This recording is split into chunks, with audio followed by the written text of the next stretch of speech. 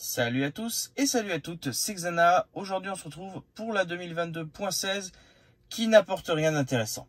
Voilà, on va pas se mentir, je m'attendais à plus que ça et finalement il n'y a pas grand chose. Donc les deux seules améliorations qu'on a, c'est le profil conducteur qui enregistre maintenant les comptes utilisateurs. Voilà, si je change de compte, ça changera aussi le compte Spotify en question.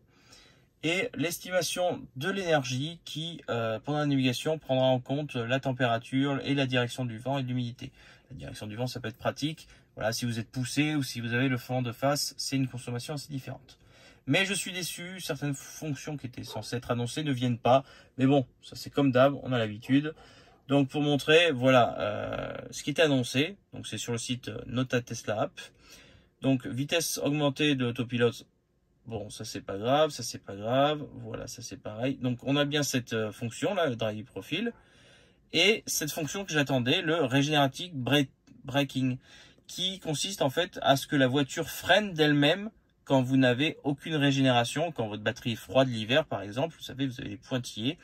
Et bien là, ça aurait permis de continuer de freiner de manière automatique et que vous ayez toujours la conduite à une pédale. Cette fonction n'est pas disponible. Est-ce que, encore une fois, c'est en fonction des régions ou est-ce que le système n'est pas très stable, c'est-à-dire qu'elle avait tendance à freiner brutalement? Je ne sais pas.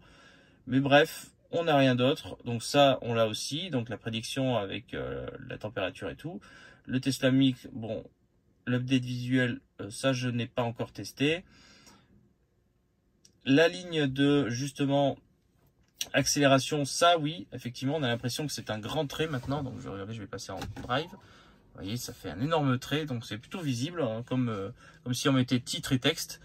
Voilà, donc ça y est, il n'y a pas de problème. Mais, alors ça, je sais pas ce que c'est. Control software. À vérifier. Control software, additionner véhicule à information. Ok. Et c'est tout.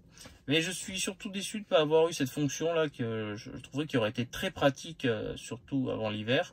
Voilà, qui est justement le freinage de manière automatique. Il suffira bien sûr d'aller dans la fameuse pédale et contrôle et de justement l'activer si on souhaite qu'elle le fasse de manière automatique. Voilà, ce qui permet d'éviter de déglinguer de manière automatique les pédales. Donc il faudra aller là-dedans et cliquer sur un nouveau bouton. Donc peut-être que ça sera à côté de mode d'arrêt. À voir. En tout cas, voilà. Et à première vue, on a un nouveau truc dans sous-tête là-dedans, je pense. Ah oui, effectivement. Type de batterie basse tension, donc plomb acide, type de moteur à rien et marbre par un an. Effectivement, c'est la nouveauté dans cette version. En tout cas, voilà, je ne sais pas ce que vous en pensez, mais cette version ne contient pas grand-chose d'intéressant. Du coup, on se retrouve pour la prochaine ou pour de nouvelles vidéos. Allez, ciao!